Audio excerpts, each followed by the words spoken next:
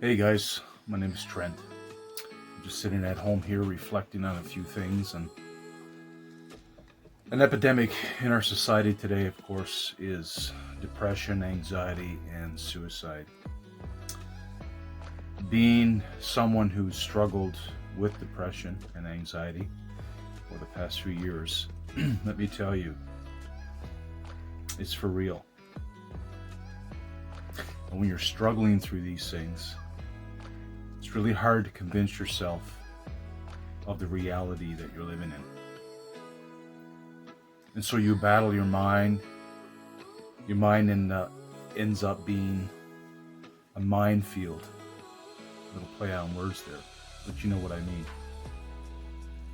And there's many cases in our society today, even in our own backyard, that are dealing with this harsh, resilient, persistent issue of depression, anxiety, and suicidal thoughts, even attempts of suicide. Now, I'm aware of some cases of relationships in my own life that are currently going through these issues and are battling the ongoing fight of mental illness. And folks, listen, it is not fun. It's not something you wake up one morning and say, you know what, I'm just going to walk into this, what we know, the spider web of depression, anxiety, and suicide. It's not something we want to voluntarily sign up for, raise our hand and say, yeah, I'm in. It doesn't work like that. One morning, you're fine. One day, things seem to be copacetic.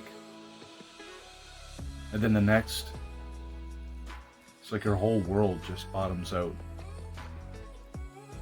It's like you're walking along the road of life and everything is merry and fine and great. You have people who love you, people who support you. And all of a sudden, you just seem to walk into an abyss. And it feels like you're falling with no control. And you fight, and you battle, and you let off internal screams and signals that you're not okay. And then people come alongside you, and so be it. It's the reality of support. They come alongside you and they give words of encouragement, words that instill value and worth into you. And you think when you hear it, it's enough. But then, for some unknown reason, the next time these emotions rise to the surface, those words of affirmation and encouragement are not enough anymore. It seems like you're back to square one. Now, why am I sharing this with you? Well, these people that are dealing with depression, anxiety, and suicide, guys, they need advocates. They need people like you and I, people who've been there, even people who are not aware of, have not experienced depression, anxiety firsthand, but just through sheer kindness, walk into their lives intentionally and be a presence. We don't realize in some of these cases the things done to these people, the trauma that they have experienced through some mistrust or betrayal. Maybe they've encountered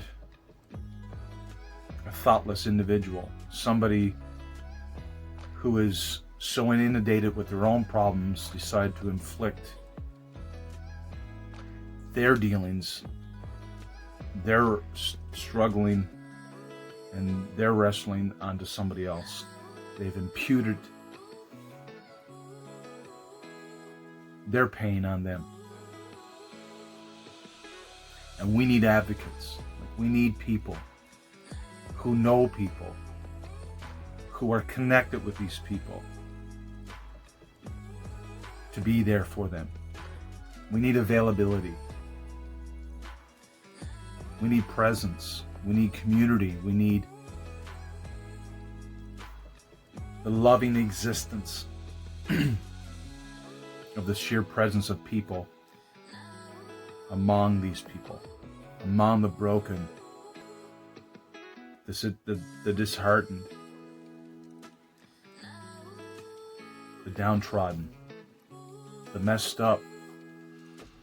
And we do not realize what trauma does to people. We don't realize the words, the looks, the social media comments, the various things that add to the dysfunction of an individual, to the trauma that they experience. And so my plea to you, my plea, I implore you today to please make yourself available. You might not be the antidote, you might not be the remedy in and of itself, but you certainly can be an ingredient. And so I call everybody out there on social media today to listen, to be observant, to be available, to speak words of affirmation and kindness and love. And just realize, even if you have not experienced it firsthand, realize that beyond and behind the trauma, beyond the pain and hurt of these individuals, there's experiences,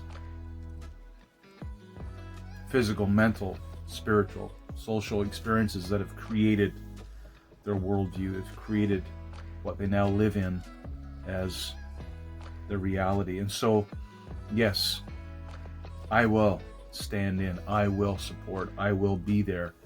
And if this is you and you need someone to talk to, you need someone to share your heart with, cry with,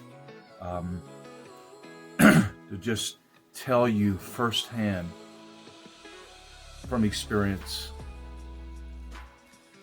the sympathizing words of encouragement, I'm here for you. Let's come together. If anything, in this season of uncertainty and confusion with COVID-19 and this pandemic, and of course it created all kinds of various scales of depression, of anxiety, of mental illness, of separation from what we call real life. Let us come together. We've learned this. Coming together is one of the most potent, reliable things that we have in this life when we decide to say yes to one another. So I plead to you to be there, to listen. You might not be able to understand, but your ears and your presence, like I said, is an ingredient. And we hope that everybody out there that is dealing with such issues, that they will find peace. To go a step further, that they would find Jesus.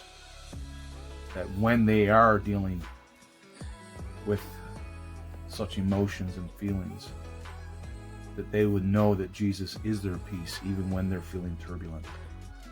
So today, I want to thank you for listening. I don't do this very often, but I felt to do it today because my heart perspires concern for those who are so far removed from what we will call normal. So today, I pray that this video in some way, somehow helps you, that you know I'm here.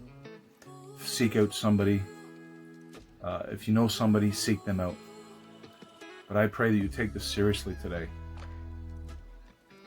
and that you would be a heart, a hand, a voice extended to those who need it. Have a great day, guys. Thanks for listening.